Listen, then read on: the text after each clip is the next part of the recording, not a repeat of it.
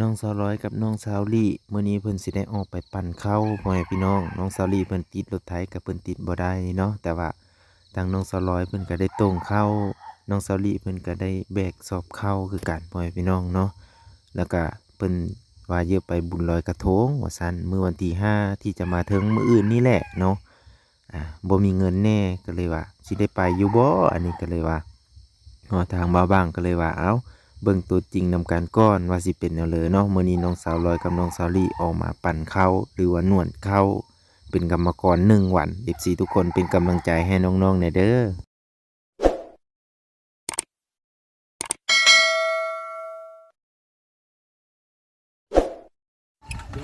ก่อนอื่นหมดบ่บางก็สวัสดี อะไร FC ประเทศไทยและสวัสดี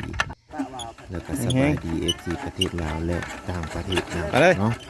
นี่คือเป็นแอดไลน์ของบ่บางเนาะพี่น้อง มื้อนี้บ่าวบ้างกับน้องสาวลอยน้องสาวหลีและบ่าวฮิปก็ได้ออกงานคือเก่าเนาะได้ออกงานไปปั้นข้าวหรือว่าไปนวดข้าวเนาะให้พี่น้องหรือว่าให้หมู่บ้านเนาะให้ชาวบ้านในการเก็บเกี่ยวข้าวนาปีพ่อแม่พี่น้องเนาะก็ถือว่ายังบ่ทันได้สำเร็จเสร็จสิ้นเนาะบางคนเพิ่นก็ปั้นไปแล้วเทื่อ1 2เทื่อฮอด3เทื่อก็มีเนาะในตอนนี้ก็ทาง เอื้อยเพิ่นเนาะก็ได้ปั่นฮอด2เทื่อเนาะก็คือหน้าเพิ่นหลายธงทั้งน้องสาวลอยกับน้องสาวลี่เพิ่นก็ว่าอยากไปบุญลอยกระทงเนาะในวันที่5ที่จะมาถึงมื้ออื่นนี่แหละเนาะพ่อบางก็เลยว่าบ่มีเงินสิไปได้แนวใดเนาะก็เลยว่าพาแต่เพิ่นมาปั่นข้าวคือเก่าพ่อแม่พี่น้องเอ๋ยเนาะปั่นข้าวก็ได้ออกไปปั่นทุกมื้อเนาะ ฝนก็ตกแน่เนาะบางมือฝนตกก็บ่ได้ออกบางมือฝนตกลิ้นก็พากันแข่งออกไป3-4ไอ้น้องพ่อแม่พี่น้องไปนำกันเนาะอ่ามื้อนี้ก็เลยมาลักเก็บภาพบรรยากาศน้องสาวลอยกับน้องสาวลี่ให้เบิ่งเนาะแต่เพิ่นก็บ่ฮู้ดอกเนาะเพราะว่าลักตั้งกล้องพ่อแม่พี่น้องลักตั้งกล้องถ่ายวิดีโอให้พ่อแม่พี่น้องได้เห็นเนาะในการทำงานหรือว่าในการ เป็นกรรมกร1 วันเนาะของน้องสาวร้อยกับน้องสาวลี่และแต่เฮา4 คนเนาะออกงานมื้อนี้ก็ปั้นเข้าไปก็ได้อยู่เสา1 สอบเสา2 สอบประมาณนี้เนาะก็มื้อนี้ก็ฝนตกพ่อแม่พี่น้องก็ได้กางผ้ายางเพื่อว่าบ่ให้ข้าวเปียกเนาะก็เลยได้เอาเข้ามาไว้อยู่ในผ้ายางนี่แหละปั้นไปปั้นมารถก็ควันดำควันแดงออกมาแล้วพ่อแม่พี่น้องเนาะ ก็เป็นรถนวดเข้าที่นำเข้าจากประเทศไทยเด้อตัวนี้ก็ได้หลายคนหรือว่าเด็กน้อยแถวเขตชนบทนี่บางคนเขาก็จะบ่เคยเห็นเขาก็จะมาหุ้มเบิ่งเด้ไปบางบ่อนบางที่พ่อแม่พี่น้องบางบ่อนบางที่เขาก็บ่มีลูกหลานหลายเขาก็มีแต่ผู้เฒ่าเนาะบางทีเพิ่นมีลูกหลานหลายเพิ่นก็มาซอยกันเนาะอ่ามาซอยกันย่อ เข้าซอยกันนะพ่อแม่พี่น้องเนาะเพราะว่าแต่เฮาก็บ่ได้เอาแพงเนาะ100ก็เอาอยู่6ซอบพ่อแม่พี่น้องถ้าเป็นเงินก็ซอบละอ่า40 บาทพ่อแม่พี่น้องเนาะซอบหนึ่ง40 บาทเด้อถ้าตีเป็นเงินไทยก็ได้เนาะแต่ว่าซื้อน้ำมันนี่ก็ประมาณอยู่อ่า7700หรือ800เอากว่าแล้วเนาะซื้อน้ำมันนี่500,000กีบพ่อแม่พี่น้องเนาะ500,000กีบประมาณใกล้สิฮอด100พุ่นแหละพ่อแม่พี่น้องเนาะใกล้สิฮอดพันเนาะแต่ละมื้อนะพ่อแม่พี่น้องเนาะบ่บางบ่ได้ถ่ายให้เบิ่งเนาะตอนไปซื้อน้ำมันก็ได้เอาเข้าไปขายแต่ละมื้อก็ซอบหนึ่งก็จะตกอยู่40ปลายกิโลเนาะ42-43กิโลประมาณนี้เนาะเป็นข้าวไหม้เนาะข้าวไหม้ปั่นจากนาปีเพราะว่าถึงบ่หลายพ่อแม่พี่น้องเป็นจั่งใดก็ไปติดตามเบิ่งภาพบรรยากาศแล้วก็คอมเมนต์เพื่อเป็นกำลังใจให้บ่าวบางในเด้อพ่อแม่พี่น้องเนาะปั่นข้าวมื้อนี้ก็พูดแหละเนาะคลิปก็สิยาวแน่ประมาณ20ปลายนาทีพุ่นแหละ FC ทุกคนทุกท่านเนาะเบิ่งบ่จบก็บ่เป็นหยังเนาะขอแต่คอมเมนต์ไว้ว่ารับชมอยู่ซะจากไสแน่เนาะ เพื่อเป็นกำลังใจให้ได้ไปอ่านคอมเมนต์พ่อแม่พี่น้องเอ้ยเนาะทั้งน้องสาวทั้ง2คนก็ลุยเวียกลุยงานคือเก่านั่นแหละเนาะก็พูดน้อยๆนะก็จะเป็นหลานสาวเนาะนี่เด้เพิ่นก็เป็นลูกของผู้เสื้อหลายๆหั่นพ่อแม่พี่น้องติดตามเบิ่งภาพบรรยากาศนํกันในตอนต่อไป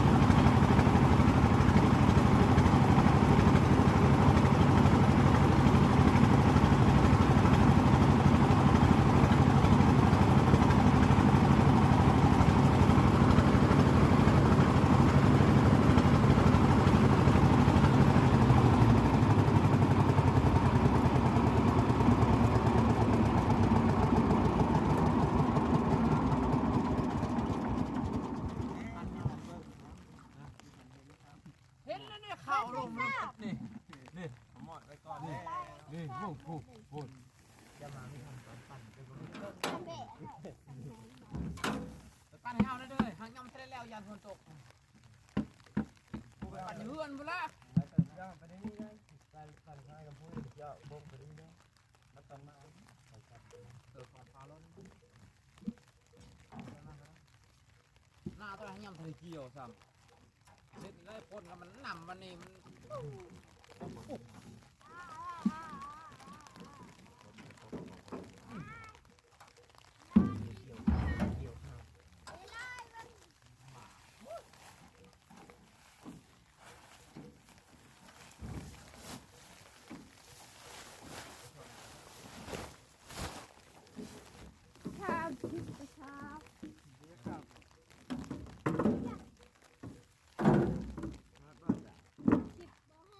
กระสอบเจ้า40บ่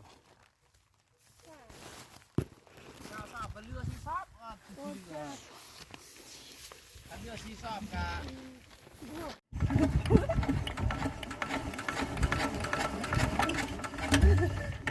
ไม่ได้เล่ง